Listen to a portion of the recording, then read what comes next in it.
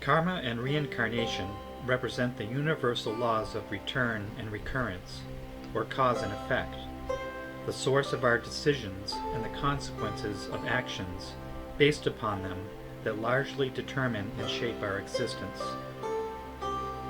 These two important human qualities guide one's actions and influence the outcomes of joy and suffering in human life. Reincarnation essentially means to be born again, as the human body is like a set of clothes that the soul removes before putting on new clothing.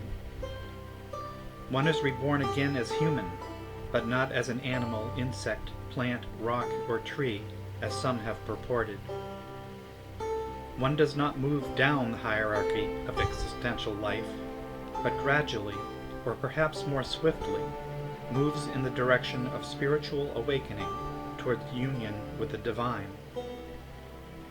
If a person during the present incarnation lives a virtuous life, performing acts of compassion, kindness, forgiveness, and charity, they are reborn again into circumstances that favor spiritual evolution. This process continues indefinitely until we are once again purified and prove worthy of reunion with the source of all, and return to our eternal home from whence we came. This longing for home, the feeling of isolation and separateness that draws us to one another in an endless quest for unity, is an illusion of our own creation, from which we emerge once again whole through realization and actualization. Karma comprises both action and consequences. The intellect serves as through thought and reason in the preliminary process of realization, and the will over emotion grants us the impetus necessary for actualization. The obstacles to realization and actualization comprise the dynamic in human spiritual evolution, and consists of two main attributes of human consciousness, or the two worlds that comprise our dual existence as both a creature of the physical world and the spiritual world. We find ourselves in a myriad of choices that enables us to experience being in both the natural world and the world of the spirit. Our free will grants us the gift of choice, but also of great responsibility for ourselves and others in the consequences of those choices. Karma guides how humans live by the circumstances we are born into in each successive incarnation, and each person's deeds, both in current and past lifetimes, determine what sort of rebirth they attain. Karma is a combination of moral cause and effect that crosses lifetimes and life lessons learned for spiritual growth. There are three types of karma. Karma as consequence from past lives, as experiences during this lifetime, and as future karma, or karmic experiences saved for a future lifetime. The gradual urging and focus towards nonviolence on every level, and respect and nurturing of all life, leads to the goal, after many lifetimes, to being released from the cycle of physical rebirth and death.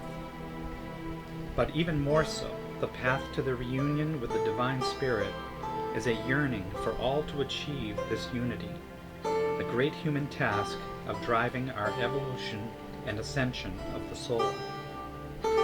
This is ultimately accomplished through recognition, acknowledgement, and acceptance of these universal truths. Suffering for humans is highly related to the concept of karma.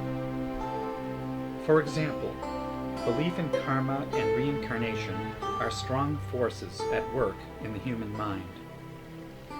Any good or bad thought or action leads to reward or consequences, either in this life or a future existence. There are certain life lessons to be learned in this life and from past ones. Working through the karmic situation by being forgiving, loving, compassionate, in contentment as well as suffering, we seek not to let go of the past, but to transform it consciously by our acts occurring in the present. By conscious practice at the spiritual level, with increasingly less focus on material gain, karmic issues are resolved by resulting in lessons learned. When a human is getting older, or who has a terminal illness, there is a marked tendency to tie up loose ends by forgiving, talking with family and friends to resolve conflicts, and generally fulfilling all known responsibilities that remain unresolved.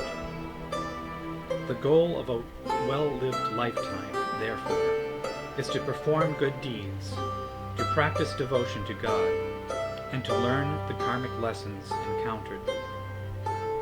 This becomes an increasing focus as one contemplates their mortality on the physical plane.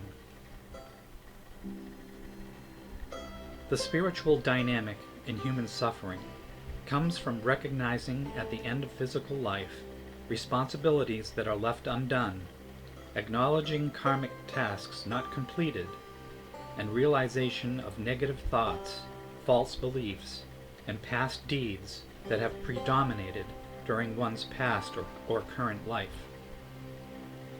The concept of karma conveys that suffering is part of life.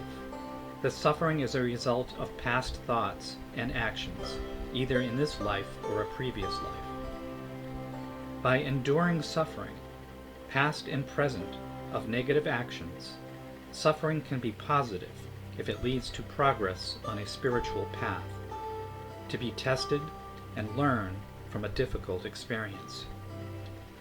What may appear to be needless suffering to Western minds may be, in fact, a striving to meet death in a clear and conscious state, and an attempt to atone for karmic debt.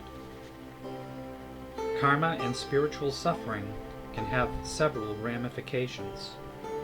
Someone who feels they need to diminish or alleviate past karma may wish to endure suffering. This may involve fasting, doing penance such as intense prayer and or meditation, or even refusing treatment for a disease or affliction.